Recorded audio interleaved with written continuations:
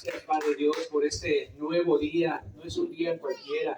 Hoy nos has permitido la vida y por eso te damos gracias todos los que estamos aquí reunidos en tu nombre. Dice la palabra que ahí donde se encuentran dos o más reunidos en su nombre, Él está ahí. Amén, gloria a Dios. Gracias, Señor, porque nos has traído con bien, porque nos tienes con bien. Gracias porque has puesto en nuestros corazones y en nuestra mente el deseo de poder venir a escuchar tu palabra y también pues a convivir con la hermandad, a estar con los hermanos de la iglesia también. Así lo dice la palabra, no dejen de congregarse.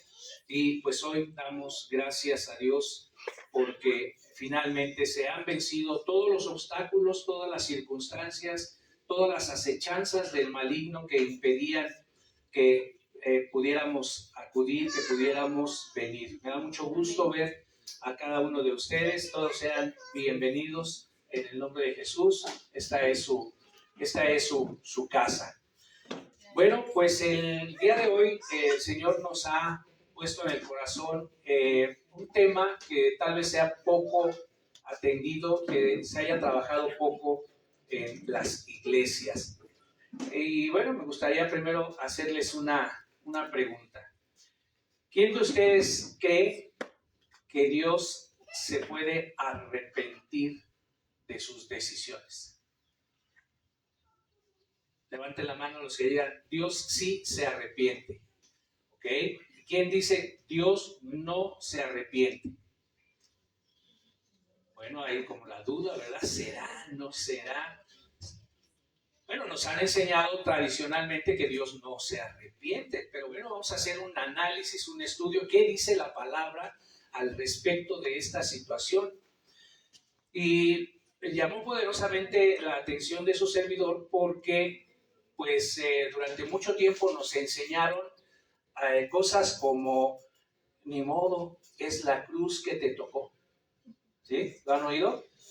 A lo mejor hasta alguna vez les dijeron a ustedes, ¿verdad? Pues aguántate, esa es la cruz que te tocó. Quiere decir, así lo decidió Dios y ya, no hay nada más que hacer. Esa es una expresión que a mí me empezó a hacer mucho ruido y dijimos, bueno, Dios, ¿qué nos quieres decir a través de esta palabra? Y es muy, muy interesante lo que encontramos en la Biblia. Y yo me voy a remitir al primer libro de la Biblia. Quien traiga su Biblia tanto en papel o en digital. Si me acompañan a Génesis 6, o sea, estamos en los principios de la palabra. Génesis 6, en el versículo 6. ¿Ya lo tienen? Yo tengo aquí la Reina Valera contemporánea, pero igual en la versión que ustedes tengan, seguramente dirá exactamente lo mismo, aunque use otras palabras. Y dice Génesis 6, el versículo 6. Y le pesó al Señor haber hecho al hombre en la tierra. Le dolió mucho en el corazón. ¡Wow! Desde aquí ya está fuerte esto, ¿verdad? Seguramente ustedes tienen ahí alguna otra versión, pero esta versión dice la palabra y le pesó al Señor. Y luego en el 7 dice, borraré de la faz de la tierra al hombre que he creado. Padre Dios, perdona nuestras rebeliones y desobediencia. Perdona el haber hecho que te doliera el corazón. Muchas personas argumentan que Dios no cambia de opinión y que no es hombre para arrepentirse, porque incluso hay un versículo en donde sustentan esto. Déjenme hacer un rápido recorrido por solamente algunos pasajes de la Biblia. Hay más, pero por cuestión de tiempo solamente voy a tocar algunos de ellos. Abraham intercedió por Sodoma, ¿se acuerdan? Es una historia muy larga, yo solamente voy a hacer una pequeña mención, pero seguimos en Génesis. Génesis capítulo 18, todos conocemos la intervención que hace Abraham cuando Dios le dice que va a destruir la ciudad de Sodoma por los graves pecados que cometen sus habitantes. Y leemos en el verso 23 que Abraham le pregunta a Dios: ¿acaso vas a destruir al justo con el injusto? Tal vez haya 50 justos en esa ciudad. Ahí le está diciendo a Dios que reconsidere. Y luego en el versículo 25, Abraham usa expresiones bastante inquietantes, al decirle a Dios, le dijo a Abraham: lejos sea de ti hacer morir al justo con el impío y tratar al justo como al impío. Jamás hagas tal cosa. ¡Wow! ¡Qué manera de hablarle de Abraham a nuestro Padre Dios! Génesis 18, 23. ¿Y qué creen que hizo el Señor? ¿Cambió o no cambió de opinión? Sí, cambió. Y el Señor cambió de decisión y le dice a Abraham: ok, si hay 50 justos en la ciudad, no la destruiré. ¿Y qué le dice Abraham? Dice: ay, caray, ¿si habrá 50? Dice: bueno, ¿y qué pasaría, Señor, si no hay 50, si solo hay 45? Y así se la lleva, ¿no? Le dice al Señor: bueno, si hay 45, los perdono. ¿Y si hay 40? También los perdono. ¿Y si hay 35? Los perdono. Y así se fue Abraham hasta 30, hasta 20, hasta 10. Y en todas las ocasiones Dios cambió su decisión. Cambió de parecer y él va aceptando una por una las peticiones que le hace Abraham. Primera historia. Segunda historia. Vámonos a Éxodo. Empecé por Génesis, ahora voy a Éxodo. En Éxodo conocemos la historia de Moisés y de cómo Dios lo elige para ser el libertador de su pueblo y decide que sea Moisés y no otro. Pero vamos al capítulo 4. Capítulo 4, verso 24 dice: y aconteció en el camino que en una posada, a la mitad del camino, entre donde estaba Moisés y donde estaba su pueblo de Dios, que había elegido, en una posada del camino, Jehová le salió al encuentro a Moisés y quiso matarlo. De por sí este versículo da para muchísimo tema, ¿verdad? Dios lo escoge, lo convence de que vaya y a la mitad del camino se le aparece y lo va a matar. No sé si alguien había escuchado este versículo con atención, pero es increíble, ¿no? Por cierto, abro un paréntesis.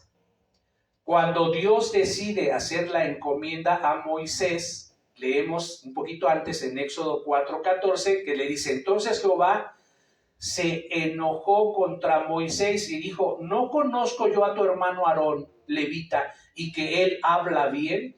Y he aquí que él saldrá a recibirte y al verte se alegrará en su corazón. Dios dice: entonces Jehová, ¿qué hizo? Se enojó contra Moisés. Estoy en un paréntesis, ¿eh? Dios también se enoja. ¿Es pecado enojarse? No, Dios se enoja. ¿Cristo se enojó? Sí. Por ejemplo, ¿cuando hizo qué? Cuando tiró mesas y sacó palomas y les dijo que habían convertido la casa de oración en un mercado, ¿verdad? Entonces enojarse no es pecado, porque Dios también se enoja. El cuidado que debemos de tener es no pecar cuando nos enojamos. ¿Ok? Cierro paréntesis. Ok, seguimos con la historia de Moisés ya más adelante, cuando le sale Jehová para matarlo.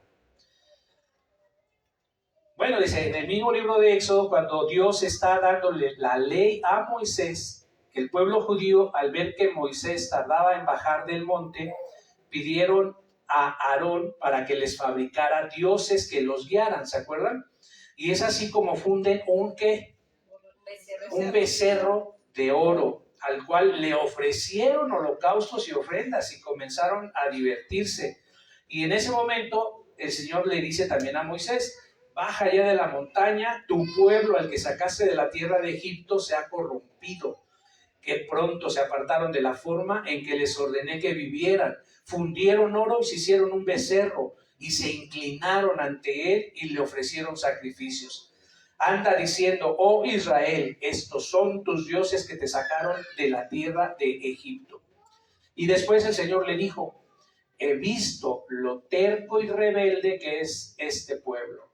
Ahora quítate de en medio para que mi ira feroz pueda encenderse contra ellos y destruirlos. Después, Moisés, haré de ti una gran nación. Y en Éxodo 32, del 11 al 12, dice: pero Moisés trató de apaciguar la ira del Señor. Le dijo: oh Señor, ¿por qué estás tan enojado con tu propio pueblo, al que sacaste de la tierra de Egipto con tan gran poder y mano fuerte? ¿Por qué dejar que los egipcios digan: su Dios los rescató con la mala intención de matarlos en los montes y borrarlos de la faz de la tierra?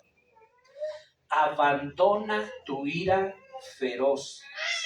Cambia de parecer en cuanto a ese terrible desastre con el que amenazas a tu pueblo.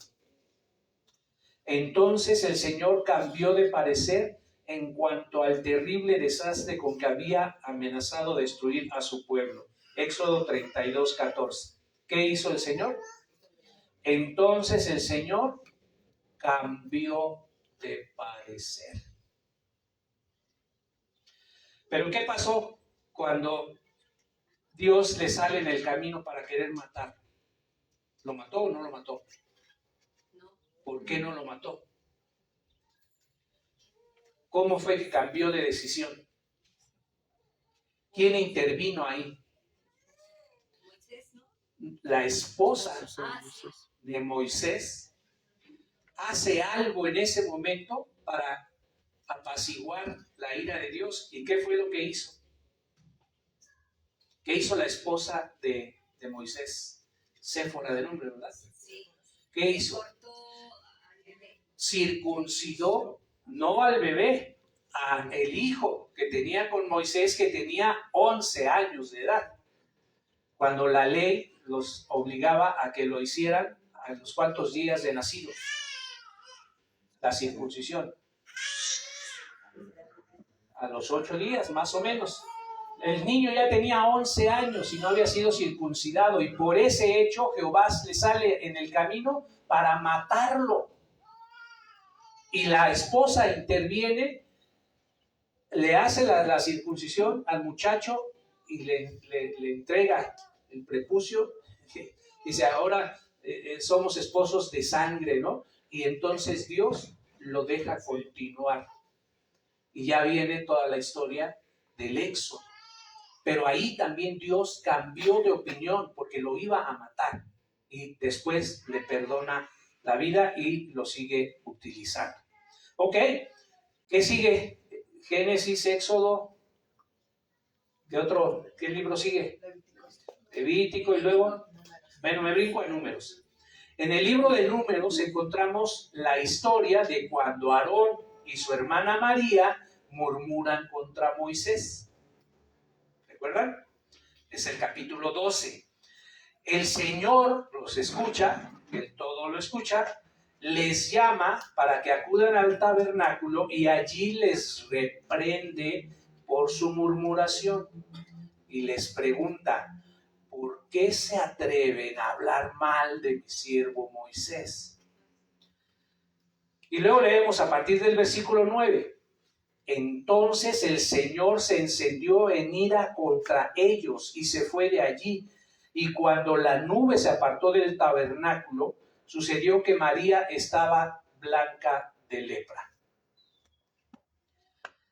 Y entonces al ver a Aarón que María estaba leprosa, va con Moisés y ahora sí le dice, ay, Señor mío, no hagas caer sobre nosotros este pecado. Lo que hemos hecho es una locura, hemos pecado, pero no permitas que ella se quede ahora como los abortivos que al nacer tienen ya medio consumida su carne.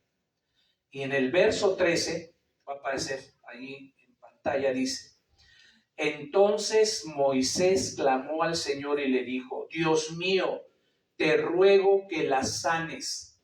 Y el Señor le respondió, si su padre le hubiera escupido el rostro, ¿acaso no se quedaría avergonzada durante 7 días por lo menos?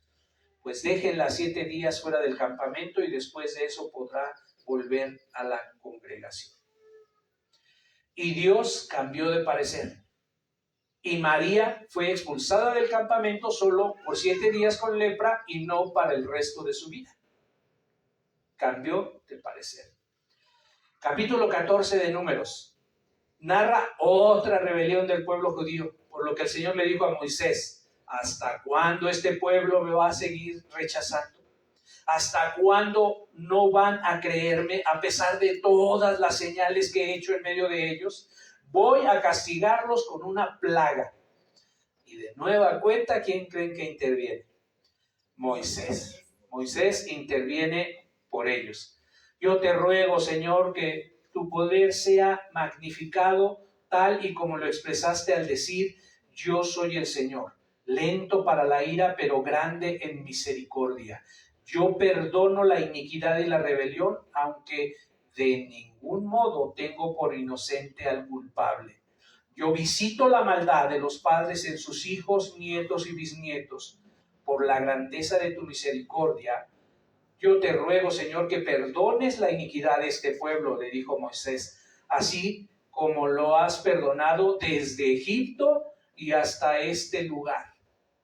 Y el Señor le contestó, ok, yo los he perdonado tal y como me lo has pedido. Y aquí empieza una clave muy importante.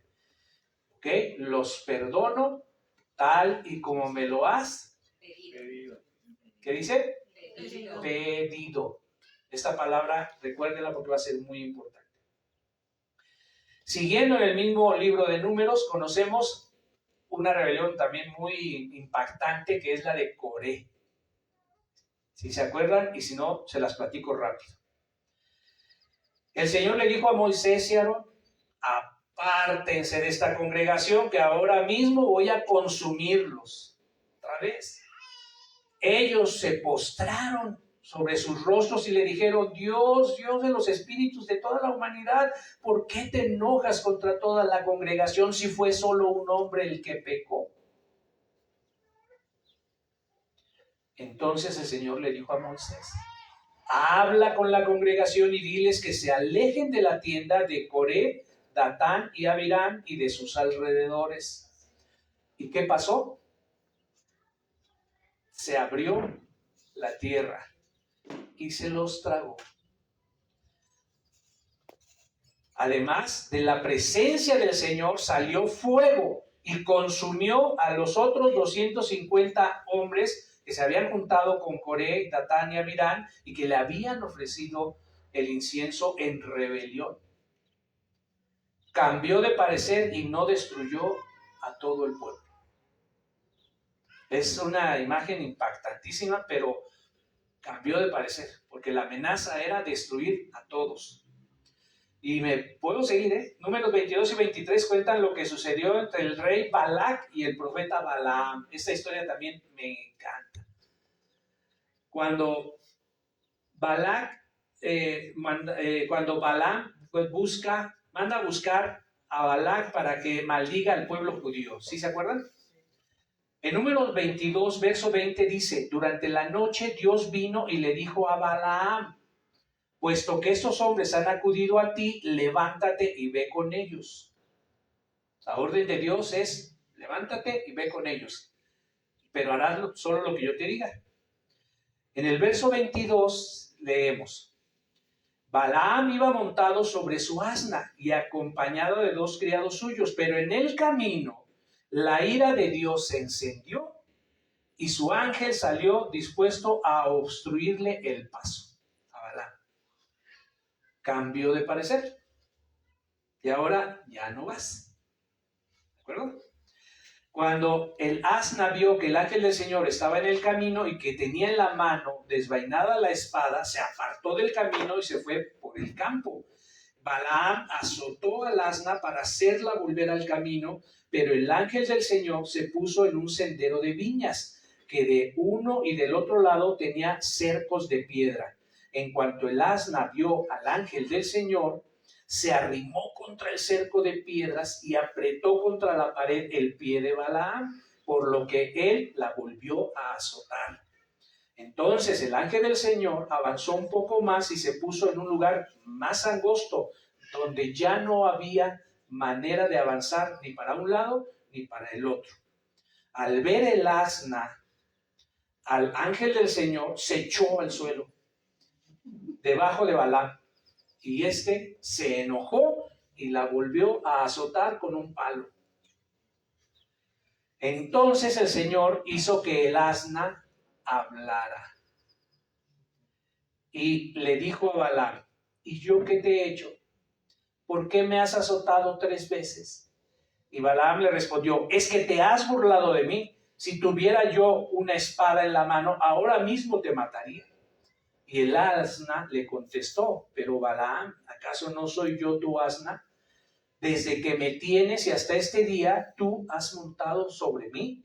¿Acaso te he tratado así alguna vez? Como Balaam respondió que no, en ese momento Dios le abrió los ojos a Balaam, y Balaam pudo ver que estaba enfrente del ángel del Señor en el camino con la espada en la mano. Entonces Balaam se inclina y se postra ante el ángel, y el ángel le dice: ¿por qué azotaste a tu asna 3 veces? Como puedes ver ahora, yo he salido dispuesto a no dejarte pasar, porque tu camino me parece perverso. En cuanto el asna me vio, 3 veces se apartó de mí. Si ella no se hubiera apartado de mí, yo te habría matado a ti. O sea, no solo ya no vas, sino ahora la decisión es matar. Y a ella le habría dejado con vida. No solamente cambió de parecer y que ya no fuera, ¿no?, sino que estaba ya dispuesto a matarlo. Luego en el versículo 34 y siguientes, Balaam dice: entonces Balaam le dijo al ángel del Señor: he pecado, y es que no sabía que tú te interpondrías en mi camino, pero ya que esto te parece mal, voy a regresarme. O sea, no tengo problema, ¿no? Si ya no quieres que vaya, me regreso. Pero el ángel del Señor le dijo: puedes ir con esos hombres, pero solo dirás lo que yo te ordené que digas. El Señor vuelve a cambiar de idea, y no solo ahora ya no lo mata, sino que ahora le dice que vuelva a ir. Interesante, ¿verdad?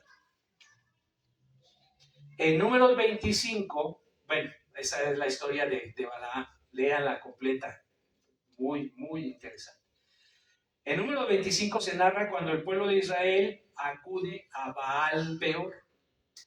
En el versículo 4 de Números 25 leemos: el Señor le dijo a Moisés: toma a todos los príncipes del pueblo y ahórcalos delante de mí a pleno sol.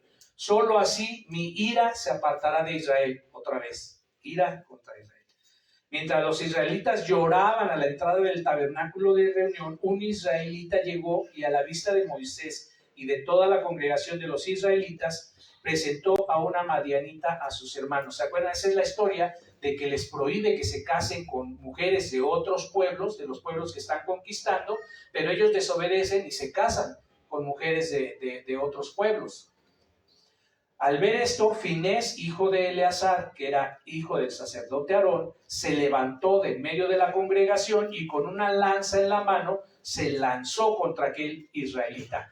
Al llegar a su tienda, con su lanza atravesó por el vientre a los dos, al israelita y a su mujer, y al instante cesó la mortandad entre los hijos de Israel. aunque ya habían muerto 24,000 de ellos. Entonces el Señor habló con Moisés y le dijo: llevado por el celo que yo mismo tengo por mí, Finés, hijo de Eleazar, ha hecho que mi furor se aparte de los hijos de Israel, por eso ya no los voy a consumir. Y vuelve a cambiar de opinión. En el libro de Josué, y así me puedo seguir, en toda la Biblia hay ejemplos de cómo Dios cambia de parecer. Para no hacer la historia muy larga, porque hay muchísimos ejemplos, también en el primer libro de Samuel nos cuenta la historia de Saúl, cómo a Saúl también lo elige y después ya no. Y le dice, ahora va a ser David, ¿no? Y se arrepiente de haber escogido a Saúl. Y así me puedo seguir. Le dice, estoy muy disgustado por haber hecho rey de Israel a Saúl. Ok, dice, me voy a ir hasta números 15. El Señor, que es la gloria de Israel, no miente ni se arrepiente. El Señor no es un ser humano para arrepentirse. En esta historia de Saúl, aquí en el números 15 a 29 es donde aparece este versículo interesante. El Señor no es un ser humano para arrepentirse. Y esta es la base para argumentar que Dios no cambia de opinión y que Dios no se arrepiente. Pero lo que está sucediendo es que, para empezar, es un versículo que no está considerando todo el contexto, toda la historia, todo lo que yo acabo de platicarles. Entonces, ¿qué pasa? Porque la Biblia no se contradice. La Biblia se complementa un versículo con otro. Entonces, ¿cuál es? ¿Es verdad? ¿No es verdad? ¿Esto está mal? ¿Aquí se equivocaron? ¿O qué fue lo que pasó? Bueno, voy a tratar de explicarlo con base en la palabra. Ok. Si bien es cierto, hay muchos teólogos estudiosos que refieren una característica de Dios que se llama inmutabilidad y también la fidelidad de Dios. Y dicen que Dios nunca cambia, que siempre permanece igual y que es fiel a su palabra.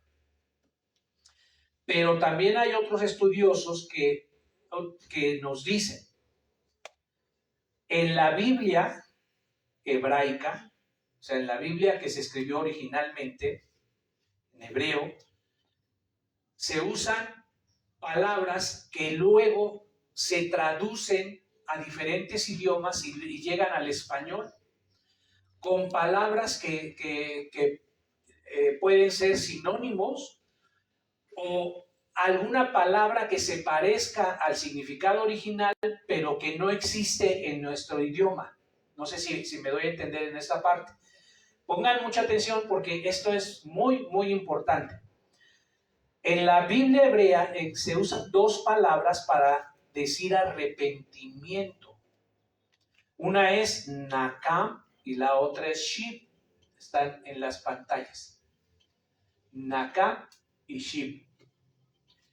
La primera palabra, nakam, se usa más de 40 veces en la Biblia refiriéndose a Dios. En cambio, el otro verbo, shib, tiene el sentido más general. Estamos hablando de arrepentimiento, no se les olvide. No se les olvide esta parte. Porque shib se traduce más bien como volver, como regresar, como tornar. Y se usa más para hablar de los hombres que de Dios. Me regreso. Nakam se usa para cuando Dios decide.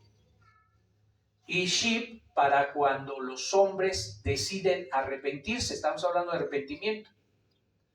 Ojo con esto. Nakam se deriva de una raíz arábiga que quiere decir jadear. Y fue un ejemplo de onomatopeya imitando el sonido de una respiración profunda. De aquí llegó a expresar cualquier emoción. Emoción profunda. O pesar. O alivio. Ay, pesar. Alivio. No se me pierdan en esa parte, es muy importante.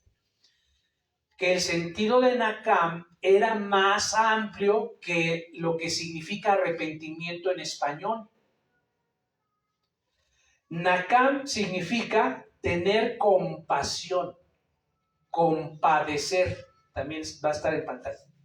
También significa lamentar, sufrir pena, confortarse, confortar a otra persona.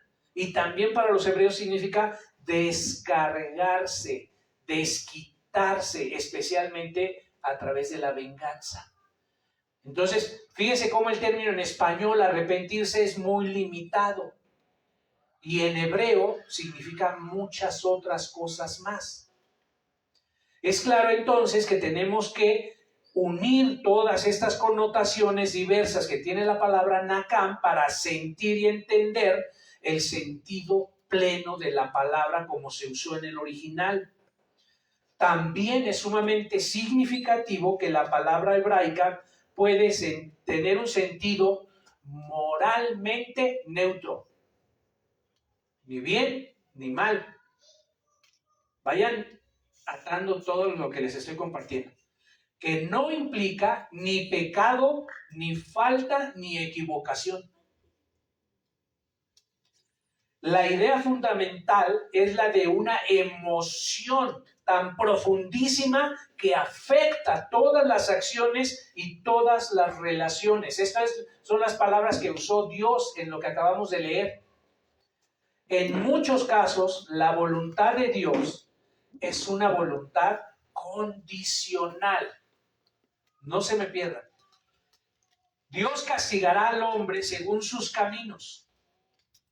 Si el hombre no se torna del pecado y se arrepiente delante de Dios, Dios con toda seguridad lo va a castigar y te va a castigar y me va a castigar según su palabra divina.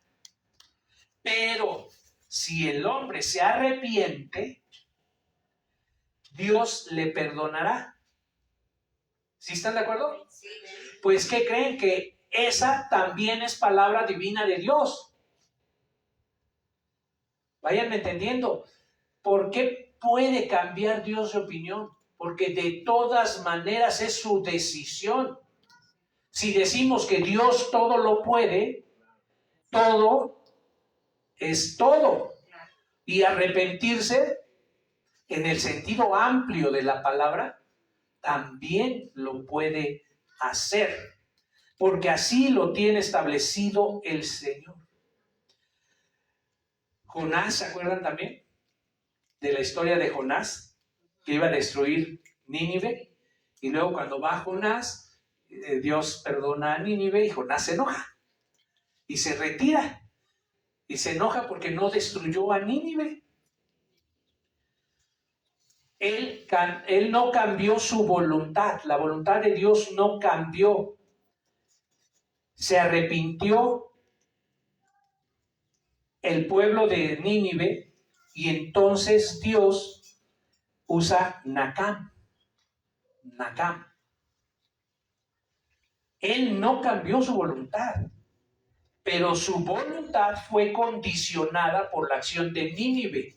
Es decir, pecas y no te arrepientes, la voluntad de Dios es te castigo. Pero pecas, te arrepientes y no lo vuelves a cometer, la voluntad de Dios sigue siendo su voluntad, es de perdonarte. Alguien diga amén por eso. Amén. Claro, porque si no, imagínate, estaríamos perdidos. Por eso sé que es un poco denso lo que estamos platicando, pero era importante que lo pudieran entender de por qué Dios sí cambia de opinión y sí se arrepiente. ¿Ok? Entiéndase, por favor, que Dios tiene consideradas ambas opciones. El castigar si no hay arrepentimiento y el no castigar si hay arrepentimiento por parte de la humanidad, por parte del hombre. Dios lo puede todo, como dije hace rato. Todo es todo, incluso el cambiar de opinión o el bien el de tener ambas opciones. Dios tiene siempre ambas opciones al mismo tiempo. Eso es padrísimo. Bueno, ya metido en profundidad, voy a compartirles otro ejemplo medio complicado. Luego vuelven a ver la prédica que se está transmitiendo en línea. ¿Alguien conoce la teoría del gato de Schrödinger? ¿En qué consiste? Que un gato está metido en una caja. Y la pregunta es, ¿el gato que está metido en la caja está vivo o está muerto? Pero tú no puedes ver la caja. Entonces aquí la explicación científica es que el gato está vivo y está muerto al mismo tiempo. Y que solamente lo podrás saber en el momento en que tú la abras. Pero el gato tiene las dos condiciones en el mismo instante. Esto ya lo está estudiando la física cuántica. Este es un tema también muy complejo, muy interesante. Esta teoría afirma que hasta el momento en que la caja se abre, el gato estaría vivo y muerto al mismo tiempo, según la teoría cuántica. Hasta que la caja se abra y se realice una medición, una valoración, el gato se encuentra en una superposición cuántica de estar vivo y estar muerto. Ahora sí me aventé bien fuerte, ¿verdad? Pero bueno, esa es otra historia. Jesucristo mismo le pidió a Dios en Mateo 26:39 que si él quería, le evitara pasar por el trago amargo. ¿De acuerdo? Porque aunque estaba escrito que así debería de ser, Jesucristo sabía que al poderlo todo Dios, también pudo haber cambiado ese destino. Porque en Él se encuentran ambas opciones a la vez o hasta más. O hasta más. Si no fuera así, hermanos, hermanas, de nada serviría orar e interceder, clamar o suplicar. ¿Para qué? Si Dios ya lo decidió y así va a ser. De nada serviría, seríamos simples piezas de ajedrez que Dios las mueve como Él quiere y punto, y se acabó. Pero no lo somos. No lo somos porque Dios mismo así lo quiso. Él en su perfección y en su inmutabilidad tiene considerada la variable de intercesión. La variable de intercesión de nosotros, su creación, la humanidad. Y efectivamente también quiero decirles, Dios no es humano para cambiar de opinión, porque el humano suele cambiar de opinión para mal, generalmente visceralmente o emocionalmente. Pero Dios en su gran misericordia cambió de opinión para bien o para un castigo menos severo del que había decidido. ¿De acuerdo? ¿Qué enseñanzas podemos tener el día de hoy? Número 1, oremos, hermanos. Oremos. Recordemos que la oración es un diálogo del hombre con Dios. Es un acto de adoración y de comunicación. E incluye la presentación de nuestros deseos a Dios. Siempre, hermanos, en el nombre de Jesucristo y con la asistencia del Espíritu Santo. La Biblia enseña que se debe orar, porque aun cuando Dios lo sabe todo, Él ha establecido intervenir en ellas generalmente en respuesta a la oración. Dios quiere que se lo pidamos. Además, de esta manera, Dios le impone al hombre cierta responsabilidad y nos permite desarrollarnos y establecer en un orden de prioridades. Porque si no, no teníamos que hacer nada, absolutamente nada, pero Dios quiere que te involucres, Dios quiere que participes, Dios quiere que tomes cierta responsabilidad en lo que necesitas, en lo que le estás pidiendo. Mismo Jesucristo, a todas las personas que sanó, ¿qué les decía? Que hicieran algo, mínimo, pero que hicieran, antes, durante o después. Decía, ve y métete a la fuente. O después, ve y toma, agarra tu camilla, levántate y vete. Esa la usó varias veces, ¿no? ¿O qué ves? No, pues veo borroso. A ver, otra vez, ¿ahora qué ves? No, ya veo. Yo siempre pedía y siempre involucraba a las personas en los milagros. Entonces Dios quiere que nos involucremos y por eso quiere que oremos y que le pidamos las cosas. Número 2, hermanos, y con esto ya vamos cerrando. Interceder. ¿Es lo mismo orar que interceder? ¿Qué es orar? Es uno con Dios. Y tú pides para ti. ¿Y qué es interceder? Pedir por los otros. Mucha gente cree que es lo mismo. No es lo mismo. Cuando tú oras, tú pides para ti. Cuando tú intercedes, pides por otro. Hay que interceder, hermanos. ¿Por qué? Porque la intercesión tiene un sentido de solidaridad. Me uno a tu dolor, a tu petición, y yo le pido a Dios también. Convicción. Debemos creer que Dios nos va a escuchar. Y ejemplos de intercesión hay muchísimos también en la Biblia. Sería para otro tema igual. Abraham intercedió a favor de Sodoma, pensando en Lot y en su familia, ¿no? Intercedió por Lot.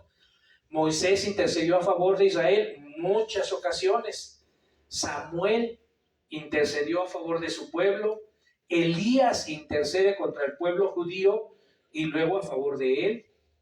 Isaías y Ezequiel se destacaron como intercesores frente a la amenaza asiria. La oración de Josafat es un modelo a seguir para interceder. Esto está en la Segunda de Crónicas. Daniel, no se diga, es el gran intercesor durante el destierro en Babilonia. Esdras y Nehemías en la restauración, también grandes intercesores. Y el Nuevo Testamento, ni se diga, todos los milagros que Jesús realizó fue por intercesión de alguien. Le trajeron al paralítico, le dijeron, mi hija está enferma, mi hijo está enfermo, mi sirviente está enfermo, mi trabajador está enfermo. A veces perdemos de vista, pero eran intercesiones. La maravilla es que lo pudieron hacer a él directa y en persona, ¿verdad? Pero eran intercesiones, hermanos, hermanas. Hay que interceder. Jesús subraya la intercesión como parte integrante de las enseñanzas de la oración. Ojo, la intercesión no busca alterar las decisiones divinas, sino hacer valer la eficacia y la suficiencia de la obra de Cristo, de la cual el creyente la hace suya, situación que Dios ya tenía contemplada, porque todo le pides en nombre de Jesús. En nombre de Jesús. Número 3, y con eso terminamos. Hacer lo que a Dios le agrada y lo que pide. Número 1, orar. Número 2, interceder. Y número 3, hacer lo que a Dios le agrada. Si estás en pecado, si estás cometiendo pecado, pues por más que ores y por más que intercedas, no se va a dar. Por eso nosotros, desde el día que lo supimos, dice la palabra, no cesamos de orar por ustedes y de pedir que Dios los llene de conocimiento de su voluntad en toda sabiduría e inteligencia espiritual, para que vivan como es digno del Señor, es decir, siempre haciendo todo lo que a Él le agrada, produciendo los frutos de toda buena obra y creciendo en el conocimiento de Dios. Colosenses 1:10. Esa es la manera, hermanos. Esa es la manera. Si gustas, vamos a orar. Si gustas ponerte de pie. Gracias, Dios. Gracias porque cambias de opinión y porque cambias de parecer, porque así tú lo has decidido. Gracias porque nos tomas en cuenta. Gracias porque nos das responsabilidad. Gracias porque no somos títeres, no somos piezas de un gran ajedrez como algunas personas dicen. Gracias, Señor, por tu inmutabilidad, por tu fidelidad, por tu misericordia. Permítenos orar e interceder por otros. Hoy, Señor, intercedo por esta tu congregación, por este tu pueblo. Que tu Espíritu Santo nos revele por quién y por qué quieres que intercedamos el día de hoy. No para interferir en tus planes y enseñanzas, sino para involucrarnos en esos planes y en esas enseñanzas. Permítenos orar con los otros, no orar por ellos. Cuando se acerquen a ti a decirte, hermano, ora por mí, tú dile, no voy a orar por ti, voy a orar contigo, porque Dios también a ti te escucha. Créetelo, créelo. Padre Dios, trae tu justicia y tu gloria. Danos sabiduría divina, danos contentamiento y permítenos perseverar en tu obra. Ayúdanos, Señor, a resistir las acechanzas del maligno. Y todo esto te lo pedimos no por nuestros méritos, Señor, sino por los de tu Hijo amado, Jesucristo nuestro Señor. En el nombre de Jesús, y todos juntos decimos, amén.